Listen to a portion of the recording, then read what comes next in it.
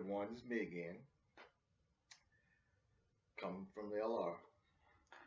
And today I'm going to talk about what I usually say at the end of every video, and that's Greenwood, because I've had a few people ask me what is that referring to. And some of you guys already know, and some of y'all may have even looked it up since I've been saying it, or some of y'all probably don't care what it's about, haven't been curious about it. However, there's been enough interest where I figure I really need to, talk about it, and so you know the reason why I bring it up at the end of each video. Well, what I'm speaking of is Greenwood, which is a district in Tulsa, Oklahoma, and Greenwood was known as the Black Wall Street back in the early 1900s, and a gentleman O.W. Gurley, who was a landowner, had done well in Arkansas, and basically he went to Tulsa because of the oil boom that was going on there, and then there was land that was available for African Americans to purchase, and it was actually for African Americans only. And that area became a area that was pretty well populated because during the time when I say they, uh, most of the white Americans were actually sending the Native Americans to reservations. Well, a lot of the Native Americans still had slaves, and they were some of the last group to actually give up their slaves. And each tribe, had its own way of actually doing that. Some, made the slaves actual tribal members, and so they, went there as a member of the tribe, and some, still went there as slaves and, were freed later. But however, this area of land was designated to basically, for African Americans to actually purchase land. And O.W. Gurley actually was one of the first affluent African Americans to actually go there and started the boom, which became Greenwood, and like I say, better known as Black Wall Street. And he and J.B. Stratford, who came later, and J.B. Stratford is also a person who had been into real estate, and Gurley had actually started, building structures and residence, and he actually was the founder of like the first Vernon AMC church. But Stratford came and really kind of upped the game. He came and he purchased, I believe, it was like 4,000 acres of real estate, which he sold to other African Americans who wanted to come and build and have a residence and things there. And Booker T. Washington actually came and visited back in, I believe it was 1906, and really encouraged the African American populations, to keep going, keep thriving, keep growing. And one of the things that J.B. Stratford was really convinced in is that if the African American population pooled together their resources, well, they could actually end up thriving and building and becoming economically independent. And Gurley, who, like I said, was the first, followed suit with that. And so it became a place where well-educated African American people went, doctors, dentists, entrepreneurs, lawyers, and even real estate people, and it became a very booming district of Tulsa. And there was a separation. I mean, on the other sides of the track, was the predominantly white area, and on that side where Greenwood was predominantly black. And they build grew JW, not JW, JB Stratford built the Stratford Hotel, which was known as the largest and most affluent African American owned hotel back during that time period.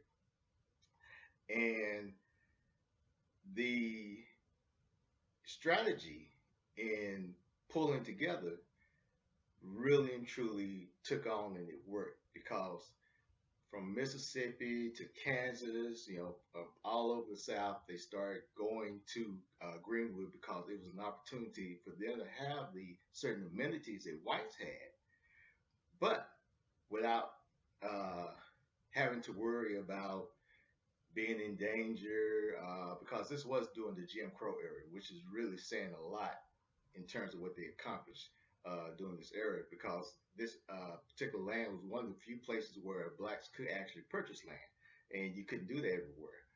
Uh, However, like I say, grew, boom, and basically it was a very affluent district. It grew to the point to where by 1921 the population was 10,000 and growing. Uh, but what also happened on May 30th of 1921, a young African American male by the name of Dick Rowland went to the Drexel building to actually use the restroom, which was on the white side of the of Tulsa. But it was one of the few places a black could go to use the restroom. And he was on the elevator with a young white lady by the name of Sarah Page. Yeah, Sarah Page. And Sarah Page got off the elevator screaming rape, and she had been sexually assaulted by Rollins. So Rollins was arrested. However, the news hit the paper, and it incited uh, anger, hate, and basically talk of lynching. And so a mob had formed to go to the sheriff department where Rollins was being held in order to gain access and take him out and lynch him. Well, O.W. Gurley, J.B. Stratford, and other leaders in the Greenwood district, they actually went to the sheriff department also to give support to the sheriff so that the lynch mob wouldn't get Rollins and to let him have the opportunity in court. And while they're there, and they're armed also, and while they're there, well, remarks are being said, back and forth, and it was never clear like who actually fired the first shot. However, that incited a riot that lasted for 2 days. And during that 2 day riot, Greenwood was actually surrounded, and basically, at the end of the 2 day riot, it was demolished. Even from the air, helicopters that were, dropping, I guess, bonfires and things of that nature. But the district was destroyed and everything was gone. It was lost. Um, so, that's just kind of a quick, short history about Greenwood. And if you would like, you can go ahead, you can look it up yourself. And it's well documented. You can hear the story.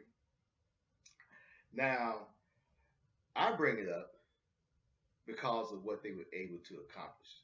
And like I say, the destruction of it is not my key thing. It's not what I want to target on and concentrate on. But like I say, if you want further knowledge about that, you can actually go and you can pull it up and read it for yourself. But the way they were able to, as J.B. Stratford said, pull together their resources and build this affluent community is something that is very, very vital. And one of the things that I make reference to, and I've made comments in my earlier days on Facebook, and if you like, you can go back, it's about 2 or 3 years ago. Uh, when we ended, when segregation ended, let's say when segregation ended, and we were able to, at that point, pretty much to go and shop and spend our money elsewhere other than the black communities.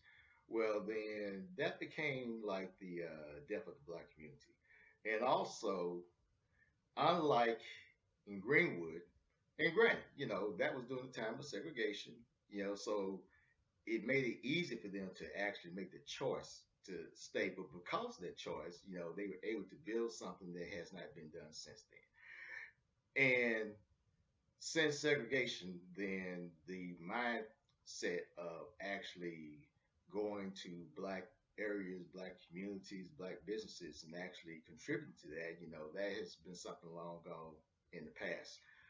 And so when we became educated, or we had the opportunity to actually obtain some form of wealth, well, we left. We left.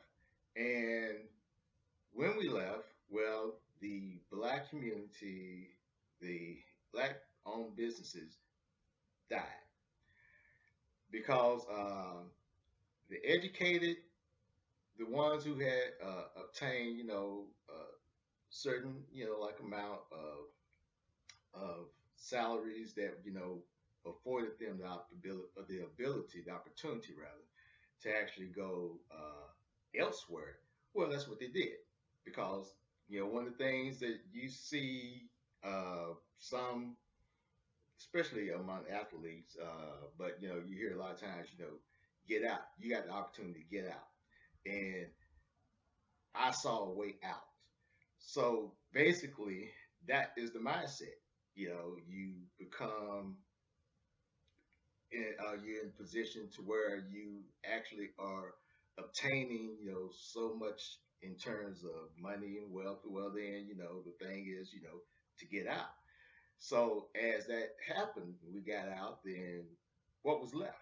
The ones who didn't have the opportunity, lacked the education, lacked maybe a lot of things, and that ended up being the destruction of most black areas that are predominantly, well, black or Hispanic, minority areas. And that's the reason why I bring up Greenwood, because what they did is something that is still obtainable, and even more so today if we pull together. Now, I'm not saying, that anyone that has moved out and you moved to the area that, I mean, because everyone wants to be somewhere, where you feel safe and for your children to raise your children and things. I know all that. But what I'm saying is, we have income and resources to where we can actually pull back into the African American communities, but we have to start bringing businesses in. We have to start establishing businesses. And I do know that one of the first things that needs to happen is that there needs to be a cleanup because, yeah, what's the use in bringing the business when it's not going to be respected? Uh, excuse me. And there is a drop in,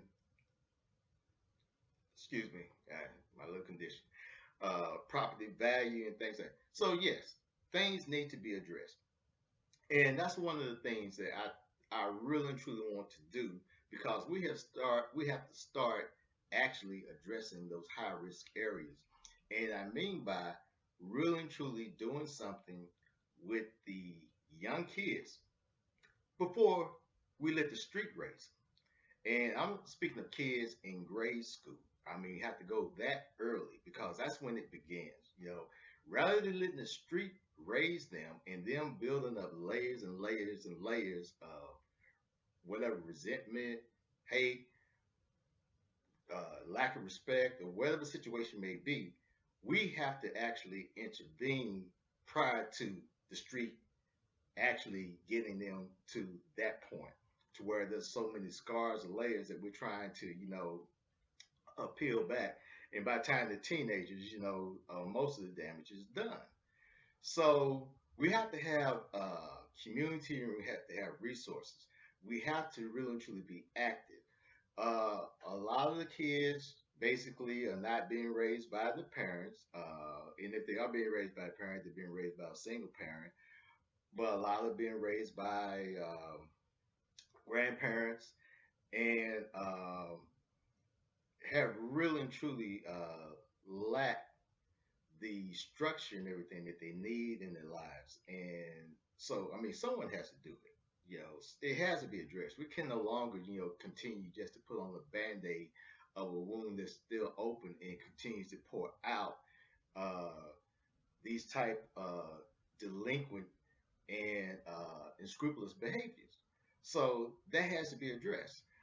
Now, in terms of when we started addressing those things and we started actually changing the mindset of the kids that are coming along, well, then the others will start to actually either they conform or they will eventually die out, one or the other.